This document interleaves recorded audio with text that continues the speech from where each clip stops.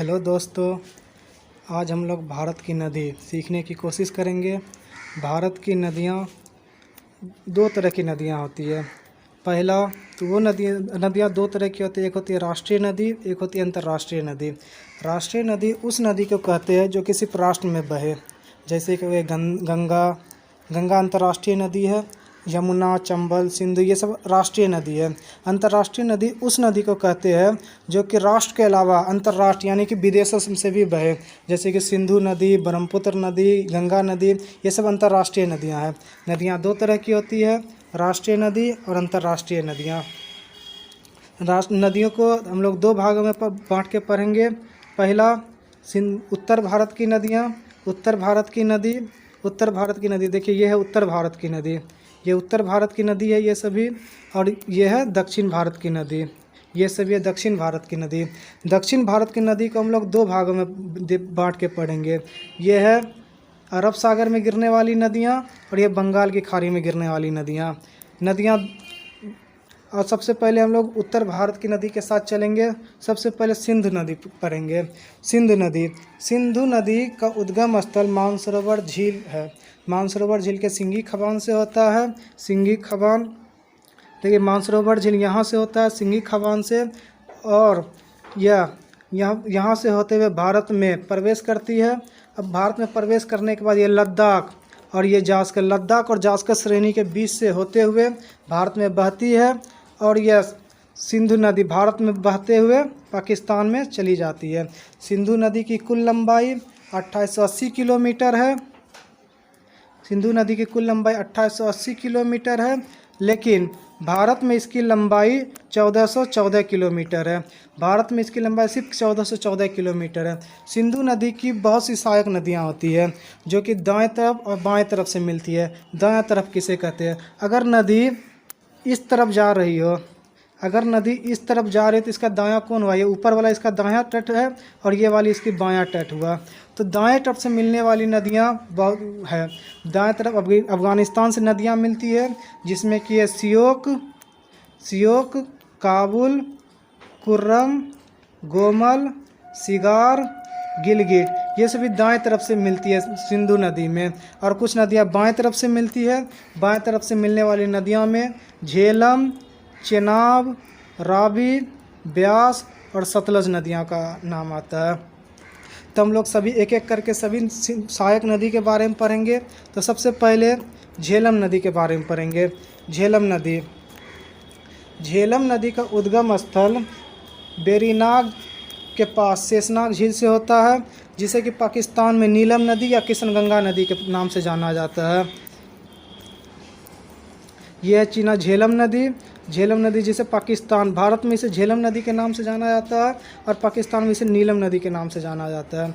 और चिनाब नदी गोखुर झील का निर्माण करती है, या छारन झील, उसे छारन झील भी कहते हैं, छारन झील का निर्माण करती है। उसके बाद रावी चिनाब नदी बनने के पीछे दो नदियों का हाथ है, चंद्रा और भागा नदियाँ मिलकर चिनाब नदी बनाती है। चिनाब नदी का उद्गम स्थल हिमाचल प्रदेश के हिमालय की पहाड़ी है। यह चिनाब नदी हिमालय की पहाड़ी से निकलती है। हिमालय की पहाड़ी से निकलते हुए झेलम नदी में मिल जाती है। सिंधु की सबसे बड़ी सहायक नदी है चिनाब नदी, और जम्मू कश्मीर तवी नदी के किनारे बसा है। तवी नदी चिनाब की सहायक नदी है, जिसके किनारे जम्मू कश्मीर बसा हुआ है। उसके बाद हम लोग पढ़ेंगे रावी नदी का उद्गम स्थल हिमाचल प्रदेश के कुल्लू पहाड़ी के रोहतांग दर्रे के पश्चिम से होता है। यहाँ पे कुल्लू पहाड़ी के रोहतांग दर्रे के पश्चिम से होता है। यह चंबा घाटी में प्रवाहित होती है। चंबा घाटी में प्रवाहित होते हुए चिनाब में मिल जाती है। उसके बाद है ब्यास नदी रोहतांग दर्रे के पास ब्यास कुंड से निकलती है। ब्यास नदी रोहतांग दर्रे के पास ब्यास कुंड से निकलती है और यह सतलज में मिल जाती है। और यह हैरिके बेजान नामक स्थान पर सतलुज नदी में मिल जाती है। हैरिके बेजान पर ही इंदिरा गांधी नहर अवस्थित है। इंदिरा गांधी नहर भारत का सबसे लंबी नहर है, जो कि ब्यास नदी पर स्थित है। उसके बाद है सतलुज नदी। सतलुज नदी का उद्गम स्थल तिब्बत के मानसरोवर झील के पास है और इसकी सहायक नदी ब्यास नदी है। इसकी सहायक ब्यास नदी है। सतलुज नदी का उद्गम स्थल तिब्बत में मानसरोवर राकसताल है। राकसताल तिब्बत में राकसताल के पास से सतलुज नदी निकलती है और यह सिपकिल्ला दर्रा होते हुए, सिपकिल्ला दर्रा हिमाचल प्रदेश में है, यह सिपकिल्ला दर्रा होते हुए भारत में प्रवेश करती है। भारत में प्रवेश करती है और भारत में प्रवेश करते हुए ये ब्यास में मिलती है और ब्यास के बाद मिलने के बाद सतलुज नदी सबके साथ पंच नदी के साथ मिलते हुए सिंध नदी में पाकिस्तान के मिठान को उसके पास मिलकर अरब सागर में गिर जाती है। सतलुज नदी पे बहुत सी परियोजना बनी हुई है, जैसे भाखड़ा नंगल परियोजना, हैरी के बैराज परियोजना, इंदिरा गांधी परियोजना सतलुज नदी पर अवस्थित है। उसके बाद है हम लोग पढ़ेंगे ब्रह्मपुत्र नदी। ब्रह्मपुत्र नदी ब्रह्मपुत्र नदी ब्रह्मपुत्र नदी ब्रह्मपुत्र नदी मानसरोवर झील के कैलाश श्रेणी में चेमायुंगुंग ग्लेशियर से हिमनद से निकलती है। चेमायुंगुंग ग्लेशियर से निकलती है, उस समय उसका नाम रहता है सांगपो नदी। सांगपो नदी, जब सांगपो नदी असम में प्रवेश करती है धुबरी नामक स्थान पे, धुबरी नामक स्थान पे इसमें दिहांग नदी आके मिलती है तो इसका नाम हो जाता है दिहांग नदी। दिहांग नदी में जब लोहित नदी आके मिलती है तो इसका नाम हो जाता है ब्रह्मपुत्र नदी। और ब्रह्मपुत्र नदी हो जाता है असम में, इस नदी को ब्रह्मपुत्र नदी के नाम से कहा जाता है। और ब्रह्मपुत्र नदी जब बांग्लादेश में प्रवेश करती है तो इसका नाम हो जाता है जमुना नदी। जमुना नदी जब मणिपुर की पहाड़ी से एक नदी निकलती है उसका नाम है मेघना नदी। जब जमुना नदी मेघना नदी से मिलती है तो इसका नाम हो जाता है मेघना नदी। और मेघना नदी अपना सारा अवसाद लेके बंगाल की खाड़ी में गिर जाती है। ब्रह्मपुत्र नदी सबसे अधिक नाम बदलने वाली नदियां हैं। सबसे ज़्यादा नाम बदलने वाली नदी ब्रह्मपुत्र नदी है। जब निकलती है तो नाम रहता है सांगपो और उसके बाद जब असम में प्रवेश करती है तो नाम हो जाता है दिहांग और लोहित से मिलती है तो उस समय नाम हो जाता है ब्रह्मपुत्र। और बांग्लादेश में प्रवेश करती है तो जमुना और जब मेघना नदी मिलती है तो नाम हो जाता है मेघना। अब उसके बाद हम लोग देखते हैं गंगा नदी तंत्र। गंगा नदी हिमालय के गोमुख के निकट गंगोत्री हिमनद से निकलती है। यहाँ पे गंगा नदी दो नदियों से मिलकर बनी है, अलकनंदा और भागीरथी। अलकनंदा और भागीरथी नदियाँ मिलकर गंगा नदी बनाती है और गंगा नदी यहाँ से इसका नाम गंगा हो जाता है। गंगा नदी फिर हिमाचल से होते उत्तर प्रदेश से होते हुए ये गंगा नदी आगे बढ़ते हुए बिहार उत्तर प्रदेश होते हुए पश्चिम बंगाल में ये दो धाराओं में बढ़ जाती है। यहाँ पे दो धाराओं में बढ़ जाती है, एक का नाम हो जाता है हुगली नदी, दूसरा का नाम जब ये गंगा नदी हुगली नदी से बढ़ती है तो उस समय इसका नाम फिर से हो जाता है अलकनंदा नदी। अलकनंदा नदी जब बांग्लादेश में प्रवेश करती है तो इसका नाम हो जाता है जमुना नदी। पद्मा नदी जब बांग्लादेश पद्मा में प्रवेश करती है तो इसका नाम हो जाता है पद्मा नदी। पद्मा नदी जब जमुना से मिलती है तो नाम हो जाता है पद्मा नदी। जब पद्मा नदी मेघना से मिलती है तो नाम हो जाता है मेघना नदी। और गंगा नदी अपने सारे अवसाद लेके बंगाल की खाड़ी में गिर जाती है। गंगा नदी की बहुत सी सहायक नदियाँ हैं, जिसमें कि सबसे लंबी सहायक नदी में यमुना नदी है। यमुना नदी सबसे लंबी सहायक नदी है। गंगा की सबसे लंबी सहायक नदी यमुना नदी है, जो कि गंगा में दाहिने तट से मिलती है। दाहिने तट से यमुना नदी मिलती है और सोन नदी मिलती है और टोंस नदी मिलती है। ये आपकी गंगा नदी है, जो कि यमुना नदी है, जो कि गंगा में दाएं तरफ से मिलती है। यमुना नदी की भी बहुत सी सहायक नदियाँ हैं। यमुना नदी की सहायक नदियों में चंबल, सिंध, बेतवा, केन है। यमुना नदी की सहायक नदी चंबल, सिंध, बेतवा, केन, ये ब्रह्मपुत्र की यमुना की सहायक नदियां हैं, जिसमें कि चंबल नदी यमुना की सहायक नदी चंबल, सिंध, बेतवा, केन। और गंगा की सहायक नदियां में गोमती, घग्गर, गंडक और कोसी। ये सभी गंगा के सहायक नदियाँ हैं। ये सभी नदियाँ बाएं तट से मिलती है। गोमती, घग्गर, गंडक, कोसी गंगा में बाएं तरफ से मिलने वाली नदियाँ हैं, जिसमें से गोमती का उद्गम स्थल फुलहर झील, पलाभित्ती जिला, उत्तर प्रदेश में है और यह गंगा में मिलती है बाएं तट से। उसके बाद है घग्गर नदी। घग्गर नदी का उद्गम स्थल मानसरोवर झील के निकट नामचा चुंग हिमनद से होता है और यह गंगा में मिल जाती है। कोसी नदी नेपाल में 7 पतली धाराओं से मिलकर कोसी नदी का निर्माण होता है और ये इसकी कोसी नदी 7 धाराओं से मिलकर मिलती है, जिसमें इसका सबसे प्रमुख है अरुण। ये सभी नदियाँ मिलकर कोसी नदी का निर्माण करती है और कोसी नदी गंगा में मिल जाती है। और यह गंडक नदी का उद्गम स्थल नेपाल से ही होता है और यह गंगा में मिल जाती है। ये गंगा की सहायक नदियाँ थी। गंगा के दाहिने तरफ से मिलने वाली कुछ नदियाँ हैं, जिनमें से आता है सोन नदी, जो कि गंगा में दाहिने तरफ से मिलती है। ये सोन नदी है। ये सोन नदी गंगा में दाएं तरफ से मिलती है। सोन नदी में सोना पाया जाता है, क्योंकि इसके रेत में पीले कलर का ये मिला हुआ होता है। इसके लिए इसे स्वर्ण नदी भी कहा जाता है, सोन नदी को। अब यमुना की सहायक नदी जो कि दाएं तरफ से मिलती है, जिनमें चंबल, ये सिंध, बेतवा, केन। चंबल, सिंध, बेतवा, केन है। चंबल नदी का उद्गम स्थल मालाबार पठार में है, जो कि यमुना में मिल जाती है। उसके बाद सिंध नदी का उद्गम स्थल सिंध नदी का उद्गम स्थल मालाबार पहाड़ी से होता है और ये यमुना में मिल जाती है। उसके बाद है बेतवा नदी रायसेन जनपद से निकलती है। और यमुना में मिल जाती है। केन नदी कैमूर पहाड़ी मध्य प्रदेश से निकलती है और यह यमुना में मिल जाती है। ये थी उत्तर भारत की नदी। और एक है दामोदर नदी छोटे नागपुर की पठारी से निकलती है। दामोदर नदी छोटा नागपुर के पठार से निकलती है। अब हम लोग पढ़ेंगे दक्षिण भारत की नदी। दक्षिण भारत की नदियों को 2 भागों में बांटा जा सकता है। यह है अरब सागर में गिरने वाली नदियाँ और यह है बंगाल की खाड़ी में गिरने वाली नदियाँ। अरब सागर में गिरने वाली नदियों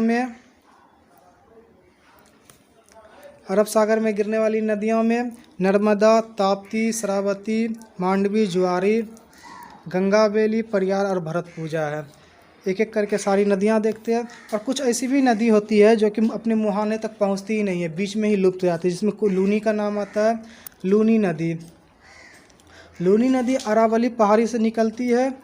अरावली पहाड़ी राजस्थान में है। अरावली पहाड़ी से निकलती है और यह कच्छ के रण में गायब हो जाती है। कच्छ के रण नमक के समुद्र में गायब हो जाती है।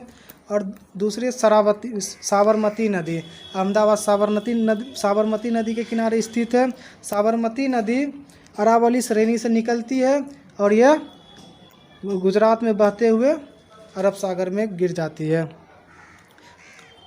ये कच्छ के रण में शरावती नदी गिर जाती है। माही नदी विषुवत रेखा को 2 बार, माही नदी कर्क रेखा को 2 बार काटती है। देखिए, ये माही नदी का उद्गम स्थल मेहद झील से है और यह कर्क रेखा, देखिए कर्क रेखा को एक बार गई और दूसरी बार आई। कर्क रेखा को 2 बार काटने वाली नदी माही नदी है। उसके बाद है नर्मदा नदी का उद्गम स्थल अमरकंटक की पहाड़ी है और नर्मदा नदी सर्वाधिक सीधी बहने वाली नदियां हैं। यह प्रायद्वीपीय भारत की सबसे सीधी बहने वाली नदियां हैं। नर्मदा नदी अमरकंटक की पहाड़ी से निकलती है और नर्मदा नदी का अधिकांश भाग मध्य प्रदेश में ही बहता है। नर्मदा नदी का अधिकांश भाग मध्य प्रदेश में बहता है और ये अरब सागर में अपनी जल गिराती है। उसके बाद ताप्ती नदी, देखिए ये ताप्ती नदी का उद्गम स्थल मुल्ताई है। ताप्ती नदी मुल्ताई से निकलती है और यह अरब सागर में गिर जाती है। उसके बाद है गोवा की 2 नदियाँ हैं। पहली है मांडवी और ज्वारी। यह गोवा की नदियाँ हैं जो कि कर्नाटका से निकलती है मांडवी जम्बोती घाट बेलागांव कर्नाटक से निकलती है और गोवा होते हुए अरब सागर में गिर जाती है। दूसरा जुआरी नदी। जुआरी नदी गोवा की नदियां हैं जो कि ये भी अरब सागर में गिर जाती है। उसके बाद है कर्नाटक। कर्नाटक की दो नदियां हैं। देखिए कर्नाटक की दो नदियां हैं, एक शरावती है, एक गंगावेली है।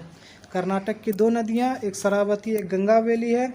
शरावती का उद्गम स्थल सेमांग जिला कर्नाटक से होता है। शरावती का उद्गम स्थल सेमांग जिला कर्नाटक से होता है और यह अरब सागर में गिर जाती है। दूसरी है गंगावेली। गंगावेली नदी सेलम तमिलनाडु से निकलती है। गंगावेली नदी सेलम तमिलनाडु से निकलती है और यह अरब सागर में गिर जाती है।